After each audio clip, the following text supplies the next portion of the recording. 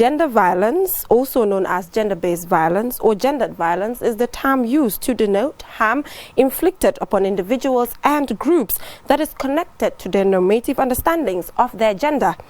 One thing that we need to know about gender-based violence is the fact that it reduces individuals reaching their full potential. Taking a closer look at the effects of gender-based violence and more, this is Youth Dialogue.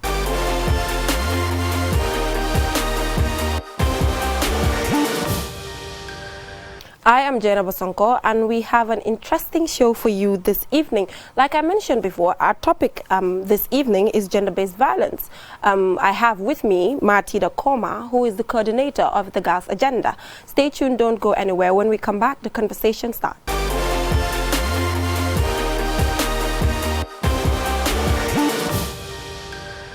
Welcome back from that short commercial break. Like I mentioned, today my guest is Martida Koma, the coordinator for Girls Agenda. We are so excited to have you here because gender issues are worth talking about, and that is exactly what we are about to do here. Welcome to the show for the first time. Thank you, Geneva. Yeah, before we go to the discussion proper, let's talk about how the Girls Agenda started. Where did the motivation come from? Thank you, Geneva, and thank you for having us here.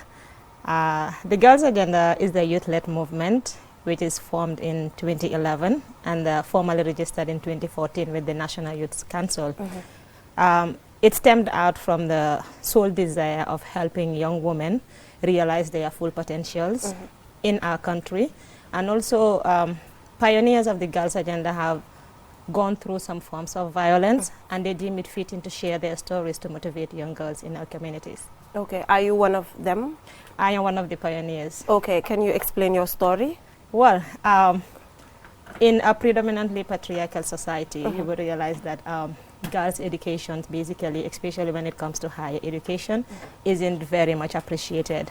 So you will realize when you finish senior school, all people are interested in grabbing a job, going, getting married and other things. But if you want to tell them that I'm going into university education, they will tell you, oh, that's like 4 or 7 years wastage of your time. Come on, the woman's place in the home, in the house, rearing children.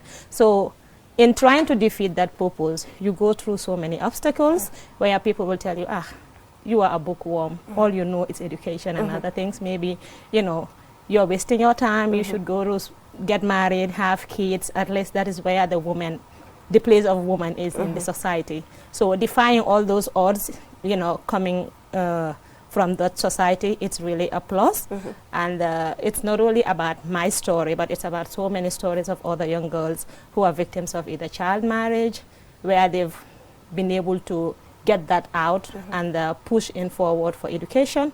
So I think that's why our stories are unique. Yeah, I will shift a little bit to FGM because we all know that there's a law put in place to fight against this harmful traditional practice. But just recently, I was just having a conversation with an individual, and the person was like, I kind of feel like these are just laws put in place, but they're not really implemented, because we were trying to see the number of prosecutions and the list goes on, and we could not find any. So how far is the fight?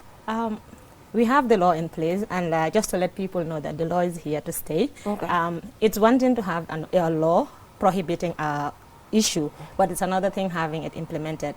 That's why advocates of FGM and child marriage are still in the struggle, because people have the law in place, but they don't actually know it's in existence, and they don't know what are the provisions of the law.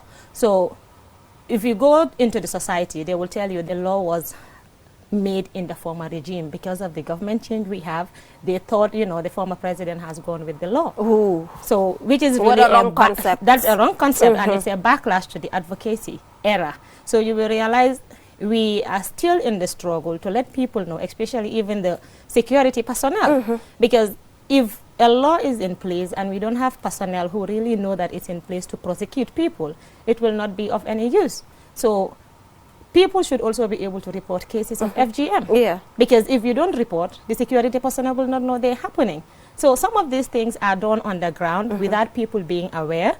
And when you look at it, there is still work to be done. Because wherein a baby who is just a week old is being mutilated, nobody knows it even happened. So even if it's done, it's just few people who are being, you know, in the circle, and they will not report.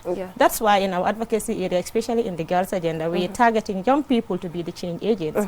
Let's stick to the fact that FGM is criminal, it's a human rights violation, and child marriage too is one of it. So we have a say in designing the policies that are coming to be in place, because we are the leaders. We are not only the future leaders, but we are the leaders today.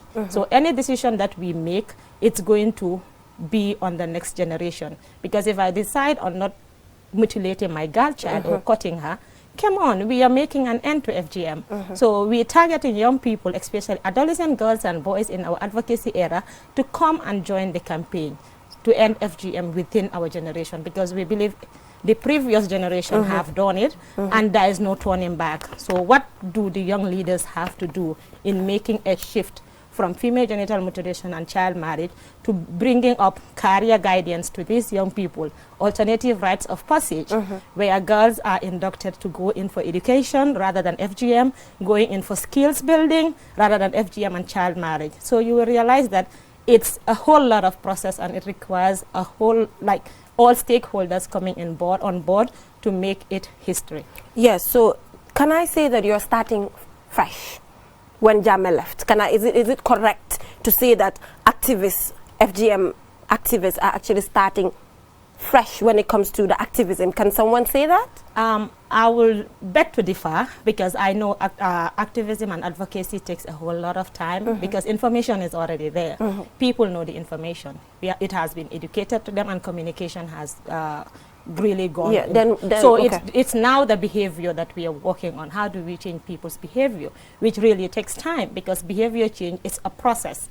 You don't just get it overnight. You have to go through stages to be able to convince people to know that it's really not a religious obligation, rather it's a cultural practice that stems out from our cultural backgrounds, and the culture is something that changes over time. So as we are going, we are meeting with people, both at community level, at institutional level. We've also engaged religious scholars on this discourse. The discussion is going on, and I'm certain that we're really making progress. Yeah, if somebody's watching right now and somebody wants to, you know, exercise female genital mutilation around his or her area and wants to report, can that person contact the Girls Agenda? Is that possible? Reporting of female genital mutilation cases is, it's like at the police stations, but also if you think you don't want to face the police, want to face the police and other things, you can come to institutions. We are not the only institutions working on female genital mutilation and child marriage. We have partners like Think Young Women, the Network Against Gender-Based Violence, we have Save Hands, we have the National Youth Council, who are all working towards ensuring that we have an equitable society where a woman does not face all these harmful traditional practices. So if you can't get to the Girls Agenda, you have these institutions around the country that are all working in advancing the status of women and girls.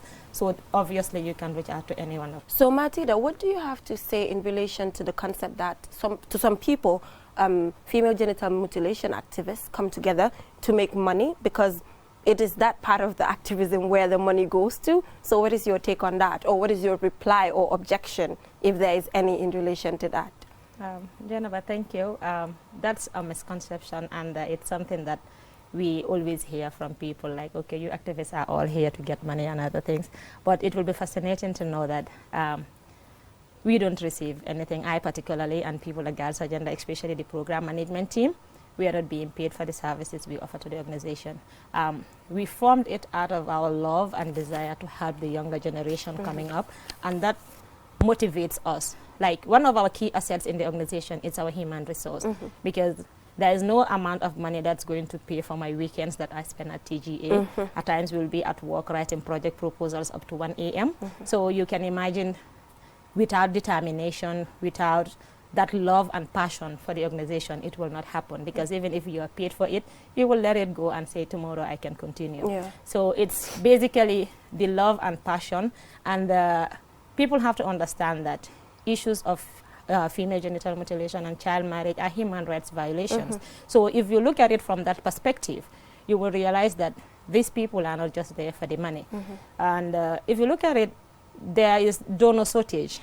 So if we are to sit down and just wait for money coming in to do projects, we will have been dead by now. Because over the past 1 year or so, we have led self-funded initiatives at the Girls Agenda. We have our youth safe space where we engage young boys from junior secondary schools to have a discussion with them on gender-based violence, because we believe if we catch them young at that stage, we are going to have a change of narrative on issues of violence in the Gambia as the future, as years to come by. So you realize those things are things that you do out of passion, out of love for the job, and our passion in seeing that every girl and woman in the Gambia is free from violations, it's free from abuses that tend to tender their skills back, is something that motivates us and drives us to do work. So to those outside with those misconceptions, I just want to clear the air that we are not being paid at the work that we do. If you have a project that is funded, you invite resource persons that come and do the sessions and other things. But how do you do sustainability of the work you do is something that is at the back of every organization, and we are all working, together to see that with or without funds, discussions on these issues can continue, because it doesn't take money to bring people together, especially at the community level. You can meet people at their homes. You can do outreach sensitizations within the schools. You just have to get your fare, go to those schools, arrange with them to organize their students, and you have a 1-hour discussion with them on gender-based violence, on FGM, on sexual and reproductive health issues. So it costs more of time and resource and energy than money. So I believe that is what is really important, and that what makes the work so easy for us. You talked about sustainability. We've seen organizations that have come into existence in the Gambia fighting for something, fighting for HIV/AIDS, fighting for this, fighting for that, and at the end of the day, they died. How sustainable do you think Girls Agenda will be in existence? Do you think we will have Girls Agenda in the Gambia in the next 10 years? Inshallah. Okay. I can assure you that. Okay, assure me. Justify. Yeah, because when you look at it, since 2018, we have brought up sustainable projects or programs that are geared in ensuring that we continue the work we do. The Young Boys program that I tell you, we've already secured a place, a youth safe space, where we have boys coming in. So that was a project we had with the Canadian Fund for Local Initiative. So they funded the project for 1 year, and the stuff are there, like the computers and other things. So we are still benefiting from that. So we have the youth safe space. How do we ensure that students or youths within the community are getting access to the resources we have? We invite them to our youth safe space. We've also partnered with a university computer science student, where we engage students, especially females, in science and technology forms. So all these projects are all self-funded. So we just invite people who are passionate about the cause, what our organizations are doing, and we have a memorandum of understanding between us and them. So I believe these programs are sustainable, and we are going to continue with them with or without funding. We also do school outreach activities, which I tell you doesn't require more, like it doesn't require money. So the Girls Agenda members do, before we had funding, we were chipping in our resources, both our time, finances, to cater for such activities, because going to the school is not even up to $1,000 where you can reach out to 300 people, 400 people with information that are pertinent to their lives. Because if you look at it, sex and sexuality education is not usually discussed within settings in the Gambia. So if we have that opportunities, we have that rapport with the schools, we just let them know we want to come here, do this session with your students, and they are very much appreciative of that. So those are sustainable programs that the Girls Agenda is looking into in the next years, that we're going to engage in with or without funding. Yeah, and one thing I like about the Girls Agenda, I must confess, is that I see you partner with a lot of other organizations, and this is something that I stress on the show all the time. I feel like the duplication of efforts in the Gambia is a lot. When a project comes, it's best to see two organizations that have the same vision to come together and implement it, rather than actually wasting funds doing it separately. Thumbs up, I see that all the time, and I think it's the way forward. Now let's talk about the role of men, the role of boys when it comes to gender-based violence. It is very important. We visited the Men's Summit. I think you're a partner to that with the Girls Talk Show. We visited them and we interviewed some men to ask them why they actually visited or attended that particular summit, that is the All Men Summit. But before we take a look at that, let's just talk about the role of boys and men when it comes to gender-based violence. Jennifer, the role of boys and men in ending gender-based violence cannot be overemphasized. But over the years, advocacy have been in changing or empowering women, and we've seen that we've engaged with more women to serve as change agents in this era. Yes, there has been progress, but we believe when we include men and boys in our advocacy area, we're going to reach a higher height, because there is no development that is going to take place without the engagement of both men, women, girls, and boys in that development agenda. So over the years, like I said, we've engaged women and girls, more specifically adolescent girls, at the girls agenda. So now looking at how the advocacy area is, we are bringing in more boys. That's why at our youth safe space, we even have a youth, we have a session with boys on gender-based violence, where we invite adolescent boys at the youth safe space with our youth safe space coordinator to engage them on issues of gender-based violence. So we bring in panelists to talk to them, we engage them, and we let them know that we are all together in development. So the Girls Agenda, being part of the partners for the All Men Summit, is really apt and timely, because bringing 100 men in one room to discuss issues of gender-based violence, come on, who wouldn't partner with such an initiative? It's a brilliant one. It's a brilliant one, and we are really happy to partner with them to get this done in the Gambia. So like I said before, we visited the event, that is the All Men Summit, and we interviewed some men to talk to them about what motivated them to be there, and the list goes on. Let's take a short break, take a look at that, and a commercial break as well follows, and when we return, the conversation continues. Stay tuned, don't go anywhere.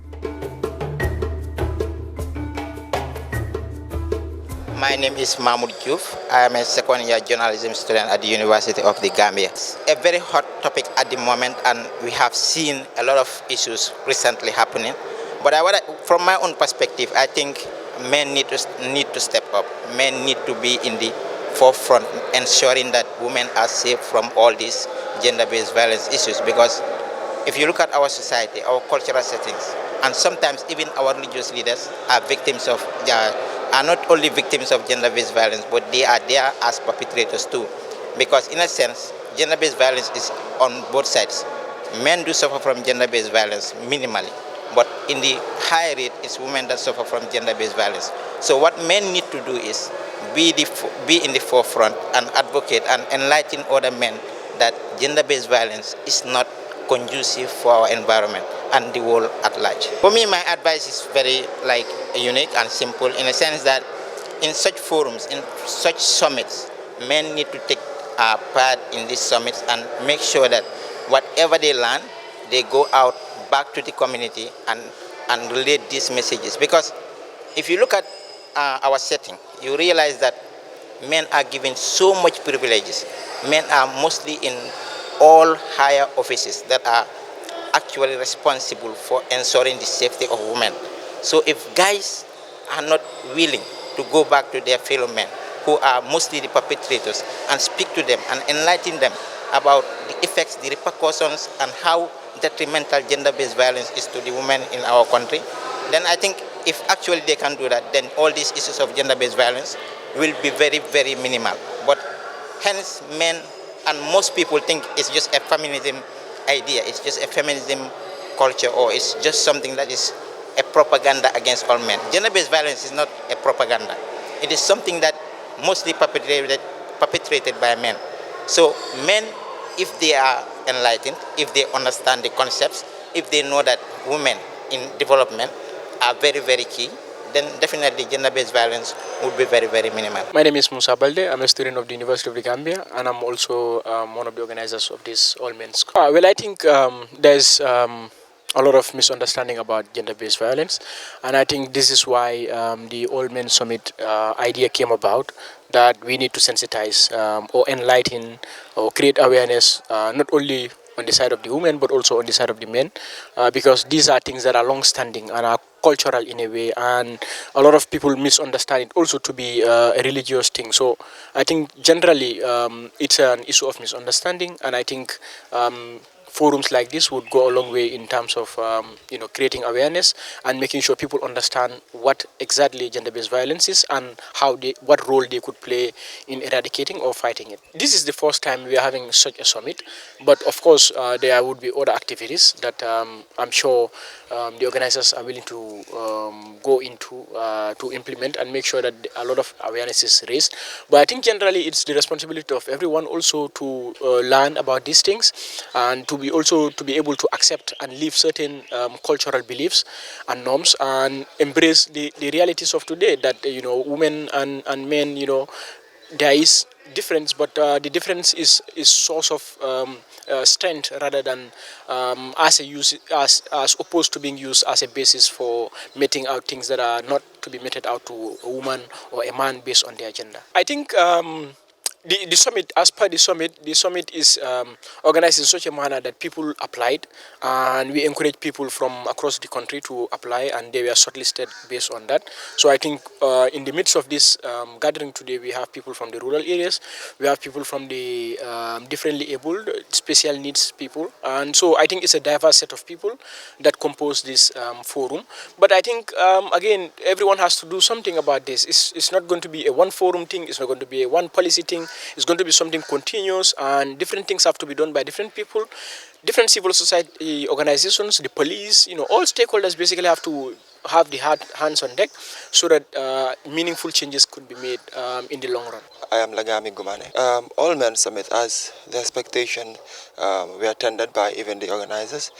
We expect to challenge ourselves, we expect to engage ourselves, we expect to change ourselves as far as the All Men Summit is concerned.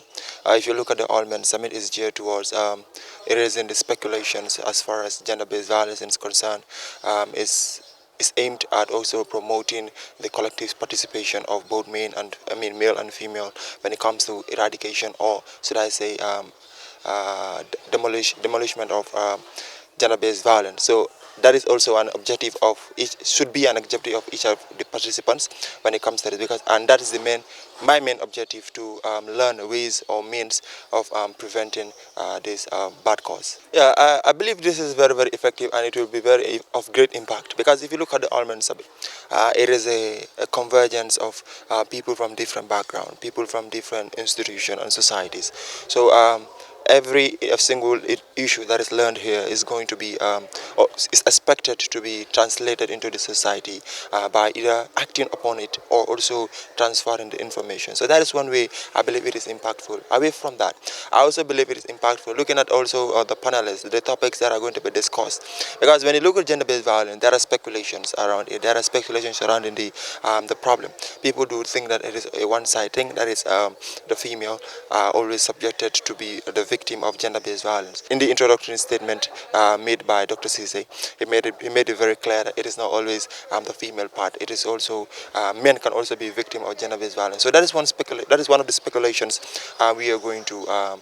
They are going to eradicate here. So you can see that there are a lot of speculations around it. So, but if these issues are addressed and then we work towards the common good, I think it will be of great impact, and it will be a catalyst for societal change. Fellow men, or should I say fellow human, as I said, it is not always on the side of the male or the female.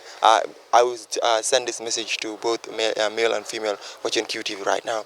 It is our collective responsibility to support both gender, or to support the cause of humanity, and then look for avoid violence. Because you cannot talk, we do complain that the Gambia is not developed, the Gambia is not progressing, but I for one have not seen any community or any society that have developed with the presence of violence. I think we need to eradicate violence, whether it is gender-based violence or whether it is political-based violence or any other kind of character of violence. I think we need to eradicate such, and that is my message to the general public.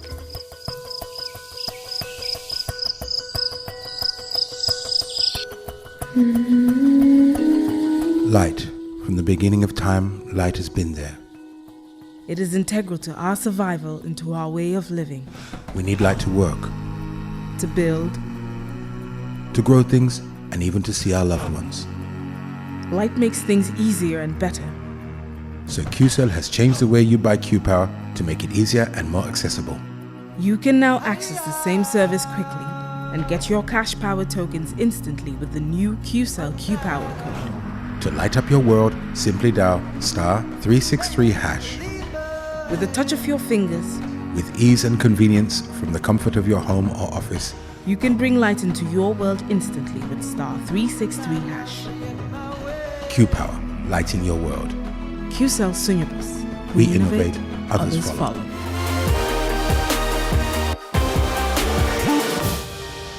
Welcome back, viewers, from that short break. Before we went for that break, we were actually talking about the importance of men or boys actually fighting against gender-based violence, and the list goes on. Now, let us shift our attention to something else that is extremely interesting. That is sex education. Because you mentioned that in the Gambia, in home settings, and the list goes on. This is something that parents do not discuss with their children. When you hear the word sex, God, you get to run away, because to them it's such a big deal. It's something that they don't, like, you don't have to discourse it. It's a taboo, and the list goes on.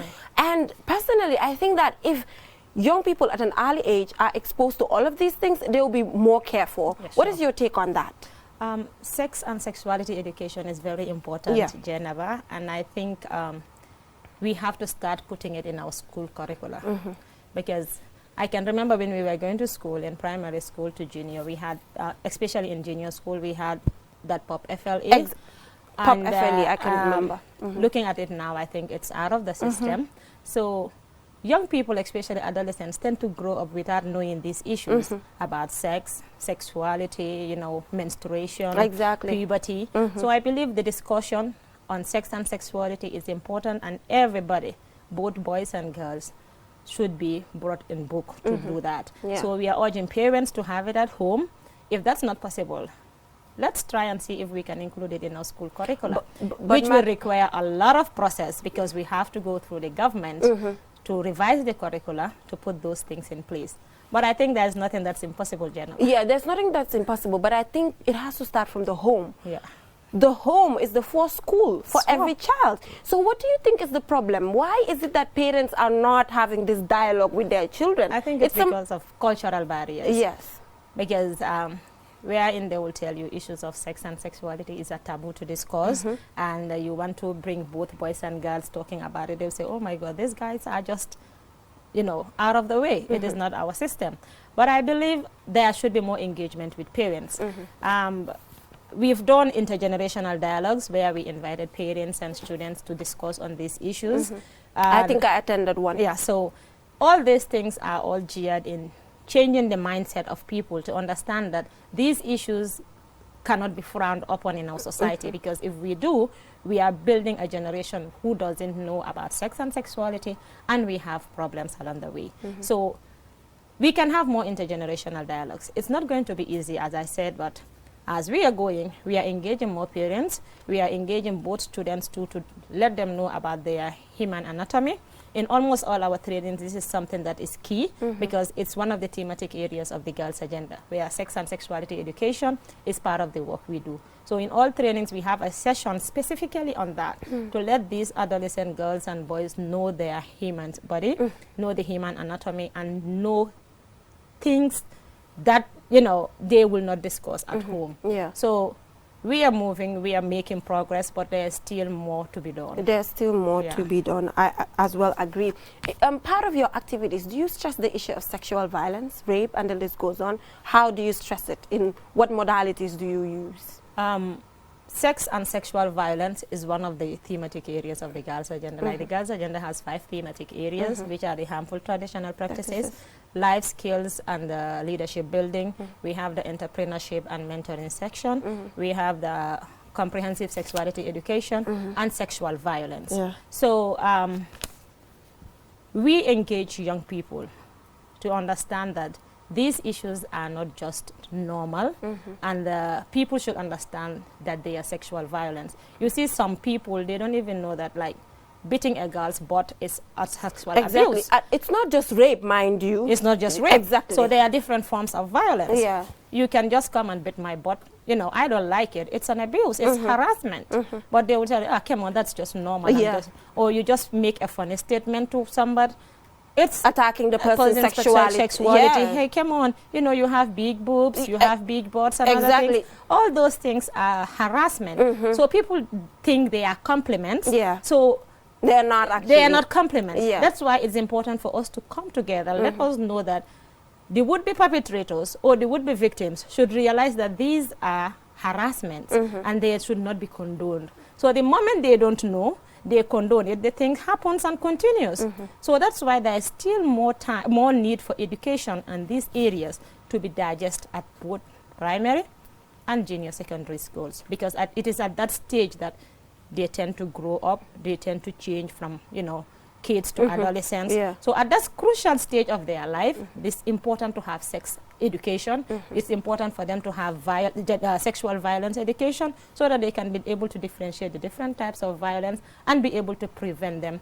And I think sometimes when it comes to sex education, parents, like laha laha. Yeah, they don't come straight to the point. Exactly. Parents do not actually hit the nail on the head. Like they be like, you're gonna get, you know, tell the person the exact thing. That's because if you joke about it, the person might do what is actually worse. Because this is what my mom or this is what my dad told me. I think we're in the 21st century. It's high time for parents to have that relationship and actually face their children and talk to them, observe them, help them. I think we really need that. That is the generation. We are in that particular generation. It's just left to parents to actually embrace it. So I think even in we just concluded a summer camp at Basse, which was funded by Amplify Change, where we had 50 adolescent young girls. So some of these things come out, you know, our parents don't tell us straight to the point what makes a girl pregnant. They will just rather beat about the bush. Yes, boom la la, you know, let him not touch here, don't sit with a boy in the dark and other things. Stuff like that. They don't actually know what makes someone pregnant. So if you are in that situation, you are in limbo, you are in the dark. You don't know what is really happening, and at the end, before you realize it, it's too late. It's too late. So during those sessions, it's where we engage these girls on these issues. You know, where we have only girls, women, we talk about these issues. So it's information going on, but it's also empowering to them, because we try to let them understand these issues are violence, they are harassments, and they should be careful when they are being approached. So they take preventive cautions to them. Yeah. Now, I know sometimes when young people watch this program, they are motivated by the guests that I have. I am as well motivated by your strength. So I just want you to talk to them and tell them what it takes to actually fight against all of these practices, because somebody might be watching out there and might be interested to change the narrative as well. You never know. So what does it take, to fight against these issues? Because I know it's quite challenging sometimes. It's challenging, it's difficult, but one thing is perseverance, dedication, determination, and commitment. You have to get the resilience to work. You have to get the passion, and you have to believe in what you stand for. Because you can't fight for a cause if you don't believe it. We are all victims or survivors of female genital mutilation. So there's nothing that you should hide on these issues. Talk about them. It happens in the society. It's not something that is hidden. There's nothing that you're going to be ashamed of, because we believe when it comes to issues of sex and sexuality, if we want to engage, if we want to be ashamed or shy about discussions, we are not making headways. So it's dedication, determination, perseverance, and commitment to the cause, and you believing in yourself. So it means that when you're fighting against these things, you should not be afraid of somebody actually pointing fingers at you. No. It's a no-no. It's a no-no, because you obviously have to get it. There is nothing good that comes easy. And obviously, even anything that you do, you must have people who are criticizing you. So you just have to be determined and committed to it, and believe in your passion. So that's the motivation. That's what drives you to deliver what you do, and you are at peace. Thank you so much, Martida Koma, for coming. Thank you. I know my viewers saw you the last time with the achievement. Congratulations. Once again, we're so proud of you. Thank you. We just hope that you come back and impact more, change the narrative in the Gambia when it comes to some of the harmful traditional practices and more. Final words to my viewers before we leave. Thank you, Jennifer, for having me. And my final words will be, let's have a Gambia where our women and girls are protected and they're free from violence. We can do it and we can get there. So let's all come together to support the cause of women. Inshallah, we will have a free Gambia. And tell me quickly about the present government. How do you see them towards these issues, harmful traditional practices, gender-based violence, and the list goes on? How is their stance? Is it as strong as the former regime? We need more commitment from the government. Okay. If I am to be honest, we need more commitment from them. Let them come out and speak to the population that we have a law against FGM and child marriage, and let people know that the law is here to stay. Okay. So that is a commitment that advocates want from government. It's taking time, but I think they will come up and make our stand firm and let the citizens know that the law is here. Okay. Thank you so much, Mati Dakoma, for coming here. I believe this is not going to be last. We will take a short break. When we return, the conversation continues. Stay tuned. Don't go anywhere.